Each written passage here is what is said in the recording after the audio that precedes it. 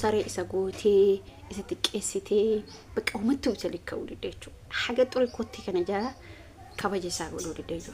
Ani saido maan kun sammuun isaa dalaga haqa isii fuuldura dhaabatee imimmaan boo'u maali wanti dubartiin isii malee hin jirtu isii malee jiraachuu hin danda'u. An seeran si gaafadha seeran akkas godha ilmaan kiyya jechuudha. Seeran gaafatu erga barbaade ati dhiiraan atu jetteen bara daatna jetteen ati dhiiraan atu ashi kabajaadha malee barinni tokko isa walaala garuu immoo ijoolleen oromoo tuni jechuudha gizee tokko olaatan maaluma hoffinnatiin keessan bakka dhalaa amaaraa malee hin jiru gaafa duraa maal jedhaa ture ani Sumayyaan barbaadu deebii isa dhumaatti mana jedhe assalaamu alaykum warahmatullahi wabarakatuh jirtu akkam naga keessanii fayyaa keessan illee naga kootii alhamdulillah galata rabbii hordoftoota kabajamtoota kiyya ani kana dhibe saidoon kun hammam fayyaa qaba dhugaa gaafa tokkitti dubartiin asiidii akka abdii goote san isa gochuun isaan oolu inni Sumayyaa malee dubartiin biraan jirtu dhiyoo imaanii malee an dubara takkaan barbaadu bakka dhalaa takkaan barbaadu annaa ta'e kanaa ta'e filadha maaltu si jala si oofe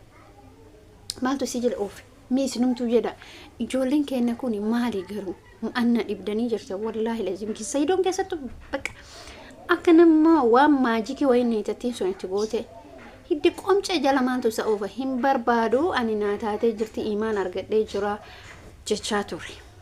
Hadda mootu sistema godhe ishii Sumayyaadha wal arge erga Sumayyaadha wal arge immoo Sumayyaan qofa daa'imaan hinnan tokko hin jette saree isa goote isa abbaa ilma isaa viidiyoon kun immoo bara ilmaan isaa hin fayyada wanni isiin isa godhaa jirtu kun deem jette saree dubartii walitti qabdarraa dhaalchiitiniin ilma kee guddifadhu jette lolaaluu barbaadde dubartoota walitti qabde barufumaaf xiqqeessee gurbaan kun dhugaa rabbi dhalaan inni fuudhe dhalaa takka lamaa miti.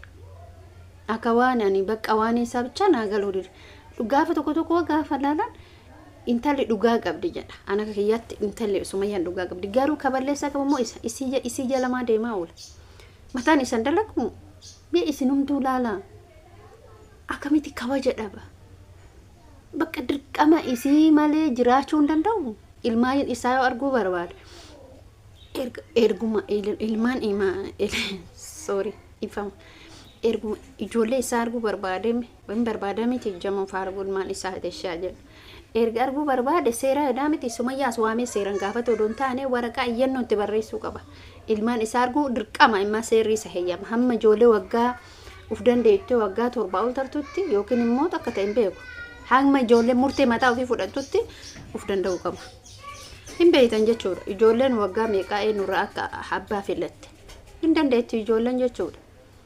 Shamarran keessattuu batalee abbaa jaalatan isiin immoo sammuu daa'imman isaa illee miitee bakka ittiin akkatti isa xayyaftee jechuudha abeet hamma kana hunda kabaja dhabde Saidoo hamma kana hunda kabaja dhabe ani barna dhabi dhugaa rabbi baay'ee tokko na ajaa'ibe jechuudha yeroo isiin akkasitti akka saree isa gootu yookaan isa baase yookaan ana baase jette sanirratti moonni nagaa gaafachuuf itti deemu way fayyaaletti dhiira oromoo kanammoo gaafuma tokkicha akka dhalaan tuunni Sumayyaa jala deemteetti waan singumna asiididhaan sinfedhe odoo dhalaa taanii ta'an deemii dhalchise maaluma yooma duba intala kanarraa guree niitatti kanarraa guree silaa hin barbaadu jedhee viidiyoo guyyaa takka lama gallakkise guyyaa arfaffaa sadafarratti Sumayyaa arge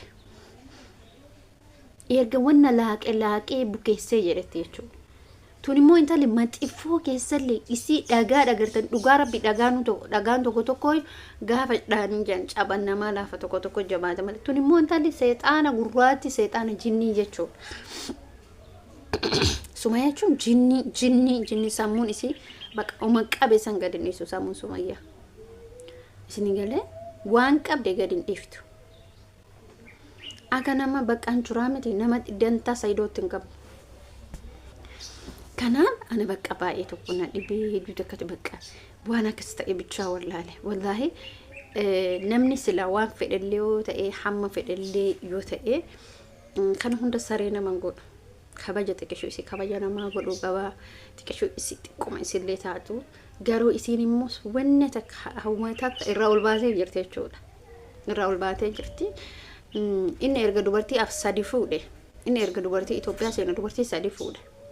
Dubartii sadi fuudhee ka'ee Sumayyaa qaaman arge dubartii sadiin erga hayyuun jireenya isaa laayixee bukeessitee qalliftee biraa deemtee jireenya saayidoo namni diigee namni balleessee namni baxaabbatee eenyuun isuma hayyuudha miti hayyuudha jechuudha. Erga sanii saayidoo fi Sumayyaan wal arganii beekan. Okay, akkas ta'eeyyuu saayidoon san hundumaa dhiisee intala jireenya isaa laayixee bukeessitee balleessitee biraa deemte immoo kaayetti deebi'a. Ammas ilaala. Of bakka buusa fakkeenyaaf of bakka buusa otomaayyuu ta'ee dubartii takka dhiirri gaafa dubartii takka fedhii isiin dhala fuudhuyyuu hamma nu taanu gaafa tokko gaafa taa'ee ilaalu gizeen taa'ee ilaalu bakka miira biraatu sitti dhagama. Maaliif odoo ilmooma barbaade odoon niitooma isii barbaade dubartii hedduu isirratti fuudha. Sumayyaa jaalata taananiin saayidoon fakkeenya amma yaadni isii fudhattee sanii agalu otoo na jaalata ta'e dubartii hamma kanaan fuudhu jetti. Hayyuu fuudha miti hawwiin fuudhu niitattii lammataa kanaan fuudhu sadaffaa kanaan fuudhu. Ilaalchi isiin qabdu kana dubartoota hedduu jechuudha. Roozallee fuudhuuf yaalee ture kan hin beekneyyuu kana ol jiraachuu danda'a. Illee wanti isiin ilaalte kana ta'u jechuudha. Gizee tokko jechuudha olaallu. Amma isin bakka isin jechuudha of bakka buufadha. Akkasuma jechuun nuti illee as deebinee gaafa waa'een ishii gocha isiin hojjetu mootu baay'ee ulfaataadha. Haalli isii tuffiin isiin kabaja isiin isaan qabne abbaa ilmaan kiyyaati jechuun isii biraa hafee wallaahi dhalaa Oromoo tana gizee tokko homtuu hin gaane. Maaliif kabaja isii qaban dhalaan Oromoo kabaja isii qabdi. Garuu uummanni isaanii hamma fedhellee yoo ta'e kabajan qaban. Bakka si laatan iddoo siif hin kennan si jibban taanan akkanumatti akka udaaneeti si jibban. Isin bakka amma Sumayyaani ilmaan isii ofii isiitii guddiftee ofii isiitii bakka guddaan ga'uu deemti. Garuu ijoolleen kun immoo gaaf guddatanii jedhan abbaa isaanii kana ijoollee waggaa 18 dhiise waggaa 15 kennan abbaan soqatti. Hin soqatti bara ijoollee tokkotu doomaadha haadha dhiisanii abbaan filatanii. Garuu immoo ijoolleedhaaf ka irra caalu arguun isaa odoo ta'uyyuu ka irra caalu maa inni haadha. Odoom ijoollee kana fakkeenyaaf saayidoon fudhatee dubartoota kana keessa yookiin imaan himattuu galee imaan inumaa ijoollee saayidoo Allah waala hawwiin isa takkillee jaalatan ijoollee wantaan leete jechuudha. Ilmaan kiyya irratti qirrisee guddisaa ilaalcha jedhu qabdi amma niitiin kun. Maqaan isii maana dhiba. Sumayyaan ilmaan kiyya anatu guddifata anatu bakkaan gaata yaada jedhu qabdi. Isin agalu. Agasi garuu immoo saayidoon balleessan inni qabu isii jala deemuu dhiisuu isii irraafachuu isii dagachuu bakka kana malee wanni takka hin jiru. Namni har'a sin kabanye namni gaafa nama jaal dubartiin gaafa dhiira tokko jaallattee jettee gaaf onnee keessa uffayte bakka hin jiraa miti. Onnee keessa gaaf uffayte itti ulfaata. Itti deebitee wajji jiraachuun. Dhiira dubartii iddoo wajji jiraate bakka itti ulfaata. Bakka naaf hin qabu ilaalcha jedhu yaada akkasii wantoota akkasiisanii jechuudha. Akkaan ilaalutti garuu akkasuma fakkaata. Dhugaa Rabbii dubbachuu. Garuu immoo saayidoon balleessan inni qabu ishee wajji tarkaanfatu dhaabudha. Isee jala fiiguu dhaabudha. Deebii isii deebisu. Akkuma gaafa dhiyoo kana viidiyoo irraa hojjetee ani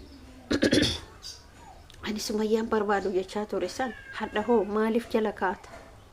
Hin barbaadu miti. Maa isii warqiidhaan argite dharaa meeqa argite?